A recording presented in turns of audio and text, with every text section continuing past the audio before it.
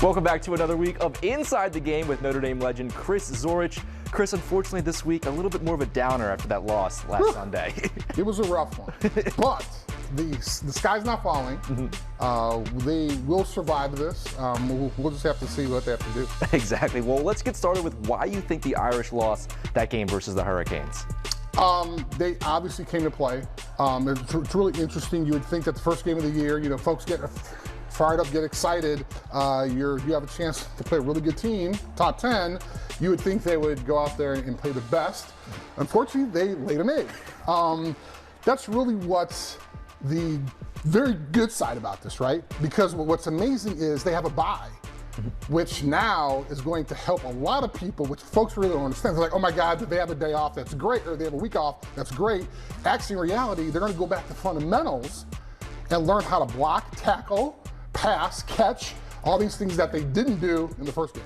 I was going to say, so what in this bye week specifically should they be working on after that loss?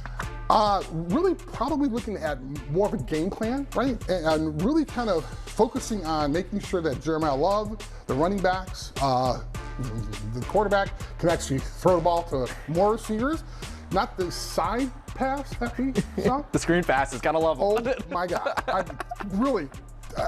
couldn't believe. I mean, how many times did they throw that pass? It didn't work the first time. And they threw it 3 times in the first drive. Threw like 1,000 more times, which is really frustrating. But they're going to take a look at all of this during this week, and you're going to see a new team next week playing Texas A&M.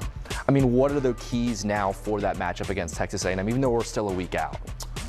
Really the same going into the Miami game, right, is making sure that we have an offensive line that everybody talked about that was supposed to be so great.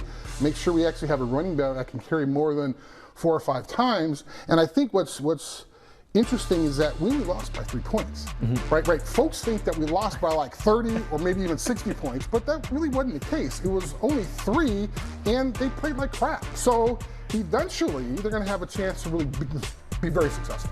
And I mean, kind of going off of that, people thinking, oh, the sky is falling. Let's go to our game day question of the week. Chris, how are you feeling about Notre Dame's playoff chances following this game? As you can see, a lot of people are not feeling all that confident. This is game 1, right? And you have to be able to correct your mistakes, right? One of the interesting things when you're on a team like this is that adversity builds character, not only for the players, but also for the coaches. And so now they have to go and spend more time in the meeting room, just like the players have to spend more time practicing. They're going to put together a great game. I don't want to say great game plan, but a game plan that's going to beat Texas A&M.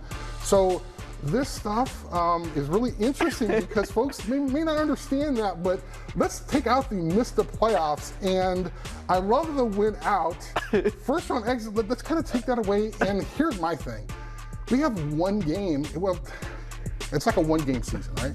We have a chance to play Texas A&M as our next game, so we should be thinking about that and not necessarily miss the playoffs. You always got to be getting ahead of yourself, though. That's how fans love to do it. Well, Chris, thank you so much for joining us here another week on Inside the Game. We'll see you next week for the next segment as we prepare for Texas A&M next Saturday. Exactly. Well.